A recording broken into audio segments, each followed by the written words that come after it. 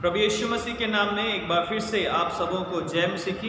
परमेश्वर का हम धन्यवाद करते हैं कि परमेश्वर ने हमें अब तक संभाल कर रखा है और जीवित रखा है, और ये हमें मौका दिया कि हम फिर से परमेश्वर की आराधना महिमा स्तुति करें और विशेष करके हम प्रभु के वचन पर मनन कर सकें। और आज का दिन जो है वो 7 जून 2020 और आज का जो थीम है, संडे का जो थीम है हमारा लेक्चर के अनुसार, गॉड द होली ट्रिनिटी, परमेश्वर त्रिएक परमेश्वर। और आज की जो रीडिंग्स हैं वो निर्गमन उसका 6 अध्याय 2 से 8 आयत तक, रोमियो उसका 8 11 से 17 आयत तक, और मरकुस रचित सुसमाचार उसका 1 अध्याय और 7 से 13 आयत तक। त्रिएक परमेश्वर जो एक विषय है वो एक बहुत ही क्रिश्चियन डॉक्ट्रिन्स जो है, क्रिश्चियन जो धर्म विज्ञान सिद्धांत है, इसमें बहुत ही महत्वपूर्ण है। हालांकि त्रिएकता जो शब्द है, वो ट्रिनिटी जो शब्द है, वो बाइबल के अंदर नहीं पाया जाता है, लेकिन फिर भी हम देखते हैं कि पूरी बाइबल के अंदर परमेश्वर को 3 रूप में प्रकट किया गया है। और पुराने नियम में कई जगह परमेश्वर को 3 रूप में प्रकट किया गया है। नए नियम में भी कई जगहों पर परमेश्वर को 3 स्वरूपों में या 3 रूपों में प्रकट किया गया है।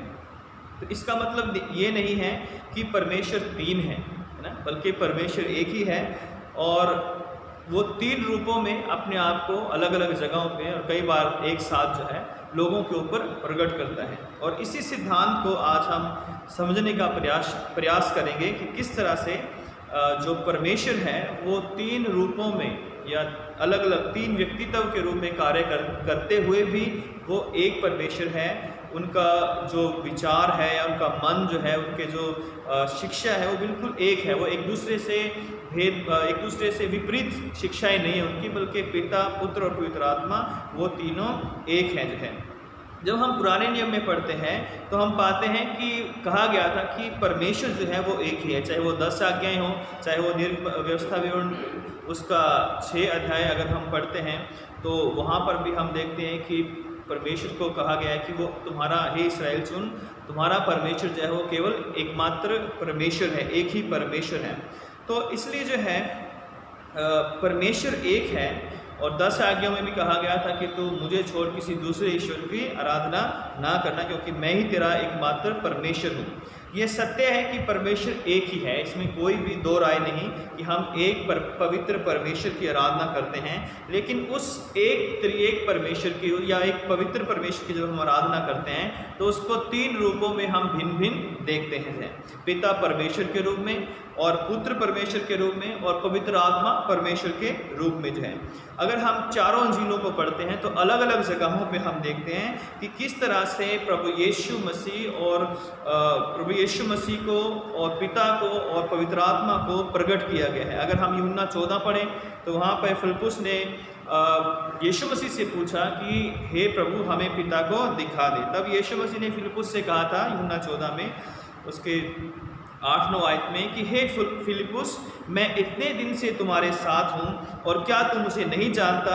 जिसने मुझे देखा है उसने पिता को देखा है। तो यहाँ पर प्रभु यीशु मसीह कह रहे हैं कि मैं और पिता एक ही हैं। और यूहन्ना की इंजील में ही बार बार यीशु मसीह ये भी कहते हैं कि मैं पिता की ओर से आया हूँ, पिता ने मुझे भेजा है, मुझे पिता के कार्य को दिन ही दिन में करना है। यूहन्ना 9 अध्याय के 4 आयत में लिखा है। और पूरे अगर हम पढ़ें यूहन्ना के शुरू के अध्याय तो बार बार यीशु मसीह कहते हैं कि मैं पिता की इच्छा को पूरा करने के लिए इस पृथ्वी पर आया हूँ।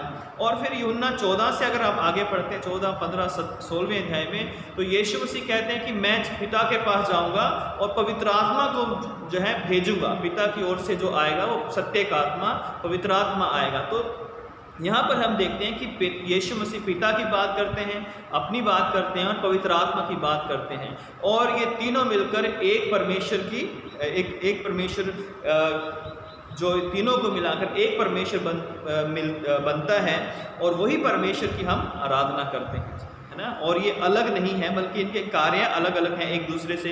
किस तरह से वो अलग अलग समयों में कार्य करते हैं, लेकिन वो एक ही हैं, मन में, विचार में और तत्व में। उनका एसेंस जो है, वो तत्व जो है वो एक ही है। और इसलिए जो है अगर हम मत्ती में पढ़ें, अगर हम मरकुस में पढ़ें, लूका में पढ़ें, इन सब जगहों पे बताया गया है कि परमेश्वर पिता और पुत्र और पवित्र आत्मा तीनों एक मन हैं और वो एक विचार हैं। और वो परमेश्वर की जो बनाई गई सृष्टि है उसके उद्धार करने में, उसके छुटकारा करने में अलग अलग रीति से वो कार्य करते हैं। और इसलिए जो आइए हम कुछ बातों के ऊपर विचार करेंगे जो इस बात को प्रकट करती हैं कि हम त्रिएक परमेश्वर की आराधना करते हुए भी केवल एक परमेश्वर की ही हम आराधना करते हैं। तो त्रिएकता को समझना थोड़ा सा कठिन होता है कुछ लोगों के लिए कि कैसे पिता कौन है, पुत्र कौन है, पवित्र आत्मा कौन है। लेकिन हम लोग जो लगातार बाइबल को पढ़ते हैं, प्रभु के वचन को सुनते हैं, हमें इसमें कोई शक नहीं होना चाहिए या कोई मुश्किल नहीं होनी चाहिए इस बात को समझने के लिए कि कैसे पिता, पुत्र और पवित्र आत्मा कार्य करते हैं। और त्रिएकता को समझने के लिए हमें विश्वास होना बहुत ही जरूरी है, क्योंकि बिना विश्वास के हम त्रिएकता को नहीं समझ सकते हैं। और बिना परमेश्वर के प्रकाशन के जो है, उसकी दया के भी हम त्रिएकता को समझ नहीं सकते हैं। और इसलिए जो है हमें विश्वास करना चाहिए कि हम त्रिएक परमेश्वर की आराधना करते हैं। और वो तीनों का मकसद ये है कि मनुष्य जाति का उद्धार हो, परमेश्वर के लोगों का छुटकारा हो और उनका मेल मिलाप फिर से परमेश्वर के साथ हो सके जाए।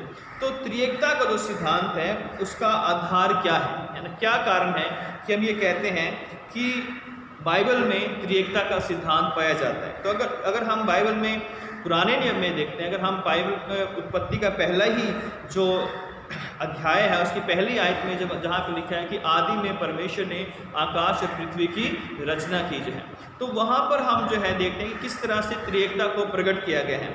जो वहाँ पे शब्द आया है हिब्रू के अंदर इलोहिम, तो उसका जो अनुवाद है इंग्लिश में वो है परमेश्वर नहीं बल्कि अनेक परमेश्वर है ना, यानी एक से ज़्यादा परमेश्वर है। इंग्लिश में जो उसका अनुवाद है ये गॉड नहीं है बल्कि गॉड्स, इलोहिम मतलब गॉड्स। तो यहाँ पर जो है पहले ही उत्पत्ति के अध्याय के पहले ही आयत में यहाँ पर बताया गया कि परमेश्वर जो है वो त्रिएक परमेश्वर है। और वहाँ पे फिर हम देखते हैं कि परमेश्वर ने उत्पत्ति 1:26 में कहा कि आओ हम मनुष्य को अपनी समानता और स्वरूप पर बनाए थे। तो यहाँ पर भी परमेश्वर ये नहीं कहता कि मैं बनाऊंगा, लेकिन कहता है कि आओ हम मनुष्य को। तो जो हम शब्द है ये भी इस बात को दर्शाता है कि वहाँ पर जो है पिता, पुत्र और पवित्र आत्मा तीनों मिलकर कार्य कर रहे थे। ये शायद 6:8 में भी जब परमेश्वर कहता है कि हमारी ओर से कौन जाएगा, तो परमेश्वर ये नहीं कहता कि मेरी ओर से कौन जाएगा, बल्कि परमेश्वर कहता है कि हमारी ओर से कौन जाएगा। तो वहाँ पर भी परमेश्वर जो है त्रिएकता को वचन जो है प्रकट करता है। अगर हम मरकुस उसका पहला अध्याय 7 से 13 आयत पढ़ते हैं, मत्ती उसका तीसरा अध्याय 13 से 17 आयत पढ़ते हैं, तो यहाँ पर भी हम देखते हैं कि जब यीशु मसीह का बपतिस्मा हुआ, तो जब बपतिस्मा हुआ तो हम देखते हैं कि यीशु मसीह तो पानी के अंदर थे और यूहन्ना उन्हें बपतिस्मा दे रहा था। स्वर्ग से ये आवाज़ आई कि देखिए मेरा प्रिय पुत्र है जिससे मैं अति प्रसन्न हूँ। और पवित्र आत्मा जो था वो कबूतर की नाई यीशु मसीह के ऊपर आकर ठहर गया था। तो यहाँ पर भी हम देखते हैं कि जो ट्रिनिटी का जो सिद्धांत है कि किस तरह से पिता, पुत्र और पवित्र आत्मा तीनों एक जगह मौजूद है, जैसे वो सृष्टि में मौजूद थे और उसी तरह जो है वो यहाँ पर भी मौजूद हैं। और फिर आगे हम देखते हैं कि जब यीशु मसीह कहते हैं कि मत्ती 28:19 में कि तुम जाओ और मेरे नाम से जो है लोगों को वचन सुनाओ, शिक्षा दो और उन्हें सब जातियों के लोगों को चेला बनाओ, उन्हें पिता, पुत्र और पवित्र आत्मा के नाम से बपतिस्मा दो। तो यीशु मसीह ने खुद इस बात को प्रकट किया है कि जो परमेश्वर है वो पिता, पुत्र और पवित्र आत्मा के रूप में, और इसीलिए इसी नाम से लोगों को जो है उन्हें चेलों को ये आज्ञा दी गई थी कि तुम जो है बपतिस्मा दो। अगर हम दूसरा कुरिन्थियों उसका 13वां अध्याय 14 आयत में पढ़ते हैं तो वहाँ पे लिखा हुआ है कि प्रभु यीशु का अनुग्रह और परमेश्वर का प्रेम और पवित्र आत्मा की सहभागिता तुम सबके साथ होती रही। तो तीनों यहाँ पर जो है मौजूद है। यहाँ पर प्रभु यीशु मसीह का अनुग्रह, परमेश्वर पिता का प्रेम और पवित्र आत्मा की सहभागिता तुम्हारे ऊपर हमेशा, तुम्हारे साथ हमेशा बनी रहे। तो यहाँ पर भी हम जो है त्रिएकता के सिद्धांत को या इसके जो आधार है, ट्रिनिटी का जो आधार है, उसको हम देखते हैं। फिर कुछ उदाहरण हम दुनियावी रीति से कुछ उदाहरणों को देख सकते हैं जो इस बात को प्रकट करते हैं कि पिता, पुत्र, पवित्र आत्मा तीनों ही एक हैं। जिस तरह छोटा सा उदाहरण अगर हम ले लें पानी का, तो पानी के हम तीन रूपों को देखते हैं, लेकिन हम तीनों चीज़ों को अगर हम मिलाते हैं तो वो सिर्फ पानी ही है। अगर हम पहाड़ों पर जाएं, वहाँ पे हम बर्फ़ को देखें, या हम ऐसी जगह पे बर्फ़ को देखते हैं, अपने घरों में भी हम फ्रिज में हम देखते हैं कि किस तरह से बर्फ़ जम जाती है, तो वो भी पानी है ना। और दूसरा जो पानी का रूप है वो तरल पदार्थ है, जो हम पीते हैं या जो हम नदियों में देखते हैं, जो समुद्र में हम देखते हैं, तो वो तरल पदार्थ है। तीसरा जो है भाप के रूप में भी हम पानी को देखते हैं। तो हम ये नहीं कह सकते कि बर्फ़, भाप और जो है तरल जो पानी है वो अलग अलग हैं। पानी एक ही है लेकिन उसके स्वरूप अलग अलग हैं। उसी तरह हम जो रोशनी है, सूर्य की रोशनी है या जो भी रोशनी होती है, उसके अंदर भी तीन जो उसकी जो चीज़ें हैं वो मिलकर बनी होती हैं। तीन तरह की किरणें होती है उसके अंदर, पहली लाल, पीली और नीली जो है ना। और इसी तरह हम एक छोटा सा उदाहरण ले सकते हैं एक एग का। एक एग जो होता है हम उसे एग बोलते हैं, लेकिन उसके भी तीन स्वरूप होते हैं। अंडे में भी तीन भाग अलग अलग होते हैं। एक उसका अंदर जो सबसे अंदर भाग होता है वो पीला भाग, उसके बाद जो ऊपर होता है वो सफ़ेद भाग, और जो सबसे बाहर होता है वो छिलका है ना, वो छिलका जो है। तो तीनों को मिलाकर वो एक ही जो है एक ही चीज़ बनती है, उसे हम कहते हैं एग या अंडा जो है। तो इसी तरह मनुष्य भी है ना। मनुष्य का जो शरीर है हमारी जो शरीर की संरचना हुई है वो देह, प्राण, आत्मा से जो हम कहते हैं। तो हमारी देह है, हमारे अंदर प्राण है लहू के रूप में, और हमारी आत्मा है। तो देह, प्राण, आत्मा से मनुष्य का संरचना हुई है, वो मिट्टी से बनाया गया है। तो इस प्रकार से हम देखते हैं कि मनुष्य भी त्रिएक होकर भी मनुष्य एक ही होता है। इसी प्रकार से जो उदाहरण है कि प्रभु यीशु मसीह, पवित्र आत्मा और पिता परमेश्वर भी तीनों ही एक हैं। हालांकि उनका जो कार्य है कई बाइबल में अलग अलग जगहों पर दिखाया गया है। जैसे सृष्टि में अगर हम देखते हैं कि परमेश्वर किस तरह से आगे परमेश्वर जो है बोलता है और वचन निकलता है, और पवित्र आत्मा जो है कार्य करता है। तो फिर आगे हम देखते हैं कि त्रिएक जो परमेश्वर है एक इकाई के रूप में कैसे कार्य करते हैं, किस तरह से उन्होंने सृष्टि के अंदर कार्य किया है। तो सृष्टि की रचना में जैसे मैंने पहले ही बताया, तो हम देखते हैं कि उत्पत्ति में अगर हम देखते हैं ध्यान से, पहले चैप्टर और दूसरे चैप्टर को पढ़ते हैं, तो वहाँ पर हम देखते हैं कि किस तरह से परमेश्वर वचनों को बोलते हैं, और जो वचन है वो यीशु मसीह है। अगर यूहन्ना 1:1 पढ़ें तो आदि में वचन था, वचन परमेश्वर के साथ था और वचन ही परमेश्वर था। और उत्पत्ति पहले अध्याय की पहली आयत में लिखा है कि जो पवित्र आत्मा है वो जल के ऊपर मंडलाता था। तो यहाँ पर पिता परमेश्वर है, वहाँ पर जो वचन है वो यीशु मसीह है, और जो मंडलाने वाला है ऊपर, जल के ऊपर मंडलाने वाला है वो पवित्र आत्मा है। तो सृष्टि का जो निर्माण हुआ है वो त्रिएक परमेश्वर के द्वारा, उनके कार्य के द्वारा हुआ है, वो क्रियाशील हुए, तभी जो सृष्टि का निर्माण हुआ है। फिर हम देखते हैं कि देह धारण में भी हम त्रिएकता का उदाहरण देखते हैं कि जिस तरह परमेश्वर ने अपना इकलौता पुत्र भेजा दुनिया के अंदर, है ना, और परमेश्वर पुत्र जो थे वो संसार के अंदर उत्पन्न हुए, और वो कैसे उत्पन्न हुए, वो पवित्र आत्मा मरियम के ऊपर जो है वो उतरा, जो है पवित्र आत्मा के द्वारा जो है मरियम ने कुंवारेपन में जो है गर्भ को धारण किया, और इस तरह जो है पिता ने प्रभु यीशु मसीह को भेजा। यीशु मसीह बालक के रूप में जो है जन्मे, और पवित्र आत्मा की सामर्थ्य से वो वहाँ पर जन्मे जो है। छुटकारे के सिद्धांत में हम देखते हैं कि परमेश्वर पिता ने, अगर हम इब्रानियों 9:14 आयत पढ़ें, तो परमेश्वर पिता ने यीशु मसीह की बलि को या उसके बलिदान को स्वीकार किया।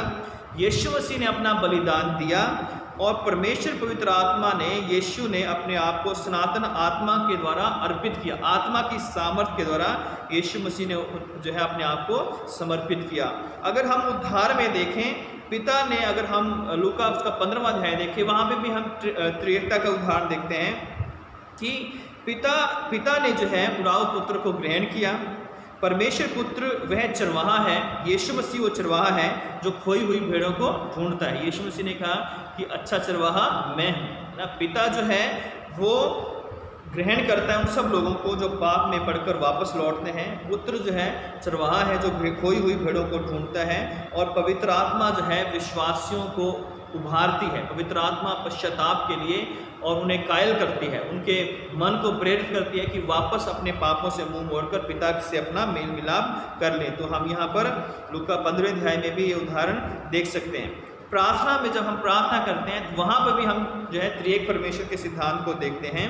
जब हम प्रार्थना करते हैं तो हम परमेश्वर पिता से प्रार्थना करते हैं, सारे निवेदन विनती हम पिता के पास पहुँचाते हैं। किसके नाम से? यीशु मसीह के नाम से हम प्रार्थना करते हैं, और पवित्र आत्मा प्रार्थना करने में हमारी अगुवाई करता है। रोमियो 8:26 में लिखा है, क्योंकि हम नहीं जानते कि कैसे प्रार्थना करना है, परंतु पवित्र आत्मा हमारी अगुवाई करता है और हमारे लिए आहें भर भर कर जो बयाने से बाहर है हमारे लिए प्रार्थना करता है। तो यहाँ पर ही हम देखते हैं कि किस तरह से पवित्र आत्मा, पिता और पुत्र जो है तीनों का उदाहरण प्रार्थना में भी हम देख सकते हैं। तो त्रिएक परमेश्वर का जो समय है या युग है, हालांकि हम इस समय परमेश्वर पिता के इन युगों को अलग नहीं कर सकते हैं, समय को अलग नहीं कर सकते, लेकिन फिर भी हम अपनी अंडरस्टैंडिंग के लिए, मानवीय समझ के अनुसार हम ये कह सकते हैं कि पुराना नियम था उसमें परमेश्वर पिता बहुतायत से या डायरेक्टली काम कर रहे थे। वो जो नबियों के द्वारा और लोग अपने चुने हुए लोगों के द्वारा, दास दासियों के द्वारा उनसे डायरेक्ट बात करते थे और कहते थे कि मेरा ये संदेश जो है उनके लोगों को पहुँचा दो। जो है नए नियम में पुत्र ने, प्रभु यीशु मसीह ने डायरेक्टली लोगों से बातचीत की कि तुम जो है सुसमाचार पर विश्वास करो तो उद्धार पाओगे। फिर जो है सुसमाचारों के बाद जब हम देखते हैं पेंतिकुस्त का दिन आया था, उसके बाद जो पवित्र आत्मा है, जब यीशु मसीह स्वर्ग पर उठा लिए गए, पवित्र आत्मा 50वें दिन आया, और उसके बाद पवित्र आत्मा चेलों को गाइड करता है ना। कई बार पवित्र आत्मा ने उन्हें मना भी किया, पौलुस को और अन्य लोगों को, कि तुम यहाँ मत जाना। कई बार जो उन्हें कहा कि तुम यहाँ पर जाओ।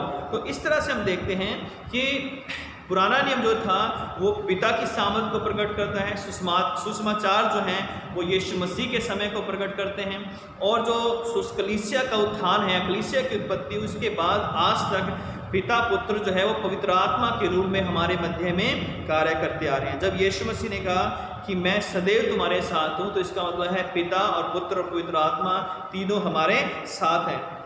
और वर्तमान में भी जो है यीशु मसीह ने कहा कि जहाँ भी 2 या 3 मेरे नाम से एकत्रित होंगे मैं उनके बीच में उपस्थित हूँगा। तो जब यीशु मसीह ये कह रहे हैं, तो आज जो है यीशु मसीह हमारे बीच में कैसे उपस्थित होते हैं?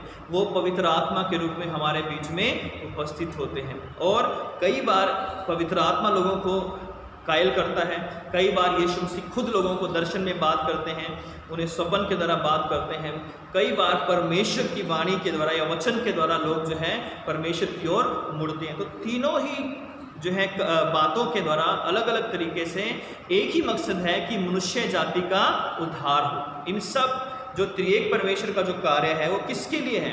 वो इसके लिए है ताकि मैं और आप बचाए जाएंगे। अगर परमेश्वर ने सृष्टि की रचना की तो कहा था कि सब कुछ अच्छा है, लेकिन जब पाप जगत में आया तो परमेश्वर ने उद्धार की योजना बनाई और अपने पुत्र को इस संसार में भेजा, और उसने अपना प्राण हमारे लिए दिया। और जब लोगों ने उसकी भी नहीं सुनी, और तब जो है जब वो पिता के पास गया तो उसने कहा कि जब उसने लोगों को आत्मिक रीति से तैयार किया तो उसने कहा कि मैं तुम्हें अनाथ नहीं छोड़ूंगा, मैं तुम्हारे पास आता हूँ और मैं तुम्हें एक सहायक दूंगा जो है। तो इस तरह से हम देखते हैं कि आज पिता, पुत्र और पवित्र आत्मा इस मानव जाति को बचाने के लिए, मुझे और आपको पापों से छुड़ाने के लिए वो कार्यशील हैं, वो कार्य करते हैं। अगर पिता ने पुत्र को भेजा है तो वो मेरे और आपके लिए, अगर पुत्र ने पिता से विनती की है कि वो पवित्र आत्मा को भेजे, वो भी मेरे और आपके लिए है। और आज अगर हम जीवित हैं वो पिता, पुत्र और पवित्र आत्मा की दया से हैं। आज इतने बड़े संकट में, इतनी बड़ी महामारी में अगर मैं और आज आप जो है आज सुरक्षित हैं तो ये परमेश्वर की बहुत बड़ी करुणा है, उसकी दया है। इसलिए जो है मुझे और आपको बड़े विनम्र होकर, बड़े दीन होकर, बड़े जो है हम्बली जो है हमें परमेश्वर के पास आना है, क्योंकि बिना परमेश्वर के हमारा उद्धार नहीं हो सकता। बिना प्रभु यीशु मसीह के हम स्वर्ग के राज्य में नहीं जा सकते। बिना पवित्र आत्मा के हम अपने पापों का पश्चाताप नहीं कर सकते। तो स्वर्गीय पिता हम सब की सहायता करें, हम सब पर अनुग्रह करें कि हम इस त्रिएक परमेश्वर को जान सकें, उसके कार्य को जान सकें।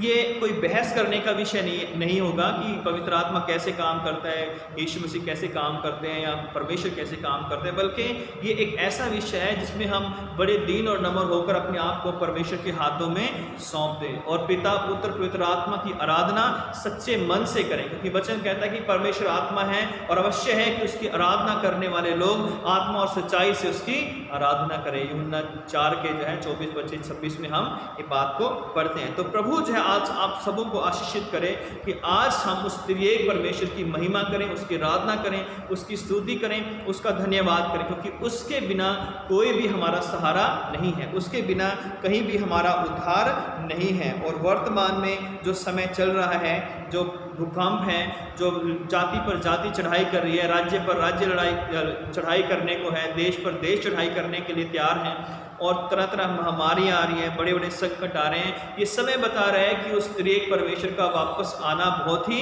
नज़दीक है। उसका पुत्र प्रभु यीशु मसीह न्याय करने के लिए बहुत ही जल्द आने वाला है। इसलिए मेरे भाई और बहनों, हमें ये समय इसलिए यूज करना है, सदुपयोग करना है समय का कि हम परमेश्वर की बाट जोहें और प्रभु से प्रार्थना करें कि हे परमेश्वर हमारा उद्धार कर, हमें पाप से, हमें झूठ से, हमें बुराई से, हमें तमाम उन सब बुरे कामों से बचाकर पवित्र कर, क्योंकि कोई भी अपवित्र वस्तु परमेश्वर के साथ स्वर्ग में नहीं जा सकती। और हमें आज पवित्र होने की अब ज़रूरत है, अपने आप को शुद्ध करने की ज़रूरत है और यीशु मसीह का लहू पर्याप्त है। पवित्र आत्मा हमारे लिए दिया गया है, प्रभु का वचन, परमेश्वर का वचन हमें दिया गया है ताकि इससे हम अपने आप को शुद्ध और पवित्र कर लें। तो स्वर्गीय परमेश्वर जो त्रिएक परमेश्वर है, उसकी आराधना हो, उसकी महिमा हो, उसकी स्तुति हो, उसका धन्यवाद हो, उसकी तारीफ हो, और वो त्रिएक परमेश्वर आप सबों को आशीष दें, आप सबों को सुरक्षित रखें। यदि कोई बीमार है तो आप यीशु मसीह के नाम से चंगाई पाएँ। यदि कोई दुखी है,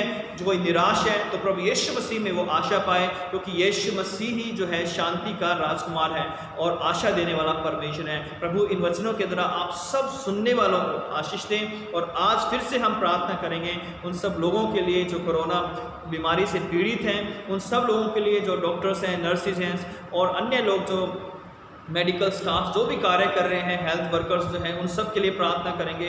और उन सब के लिए प्रार्थना करेंगे जो इनकी मदद कर रहे हैं, मजदूरों की, बेसहारों की, उनके लिए खाने का, कपड़े का, उनके लिए गाड़ियों का इंतज़ाम करें। उन सब के लिए भी हम प्रार्थना करेंगे, क्योंकि ये समय है कि हम प्रार्थना में परमेश्वर के आगे अपने आप को दीन और नम्र करें और प्रभु से प्रार्थना करें कि हे परमेश्वर हमारे देश पर, हमारे संसार पर, हमारे परिवारों पर, हमारे गली पर, हमारे मोहल्ले पर, सब पर जो है दया करें। आइए अपनी आंखें बंद करेंगे और प्रभु से प्रार्थना करेंगे। हे सर्वशक्तिमान पिता परमेश्वर, हम आपका धन्यवाद करते हैं कि आप जीवित हैं और आपने हमें ये मौका दिया है कि हम फिर से आपके वचन को बांट सकें। सच में प्रभु यीशु मसीह, आपका वचन बांटना एक बहुत बड़ी आशीष है और आपके वचन को सुनना भी एक बहुत बड़ी आशीष है। हे मेरे पिता परमेश्वर, जिन लोगों ने भी इस वचन को सुना है उन सबको आशीषित करें मेरे पिता। होने दें कि केवल वचन को सुनने वाले ही नहीं बल्कि वचन पर चलने वाले भी बन सकें। प्यारे खुदावंद यीशु मसीह, हम प्रार्थना करते हैं विशेषकर उन लोगों के लिए जो पूरे देश में, पूरे संसार में कोरोना से पीड़ित हैं। हे पवित्र आत्मा, अपनी सामर्थ को भेज दें और उन्हें टच करें और उन्हें जल्द से जल्द चंगाई दें मेरे पिता परमेश्वर। प्यारे खुदावंद, हम प्रार्थना करते हैं जो भी लोग, जो डॉक्टर्स हैं, स्टाफ नर्सिस हैं या जो भी लैब में हैं और अन्य सब हेल्थ वर्कर्स हैं जो डिफरेंटली जो कार्य करें मेरे पिता परमेश्वर, उन सब पर दया करें, उनकी सुरक्षा करें ताकि वो सुरक्षित रहें और बहुत सारे लोगों को चंगाई प्रदान कर सकें आपके नाम में मेरे पिता परमेश्वर, उनके इलाज कर सकें ताकि लोग चंगे हो जाएं मेरे पिता परमेश्वर। प्यारे खुदा, हमारे देश पर दया कर, हमारे शहर पर दया कर और इस कोरोना को आप ख़त्म करें मेरे पिता। आपसे हम गिड़गिड़ा कर प्रार्थना करते हैं कि आप हमारे सब गुनाहों को माफ़ करें मेरे पिता परमेश्वर, हमारे सब पापों को माफ़ करें और हमें पिता परमेश्वर क्षमा करें और इस बीमारी को हम सब से दूर करें मेरे पिता। धन्यवाद करते हैं आपने हमारी प्रार्थना को सुना है। और जो लोग अन्य बीमारियों से बीमार हैं, बुखार है, खांसी है, सर्दी है, हे मेरे पिता सबको छू और चंगाई दे। यदि और भी कोई अन्य बीमारी है मेरे पिता, सबको छू कर चंगा कर ताकि आपके नाम में आपके लोग चंगे हो जाएं और आपके नाम की महिमा कर सके। धन्यवाद करते हैं आपने हमारी प्रार्थना को सुना है। यीशु मसीह के नाम से इस प्रार्थना को मांगते हैं, आमीन।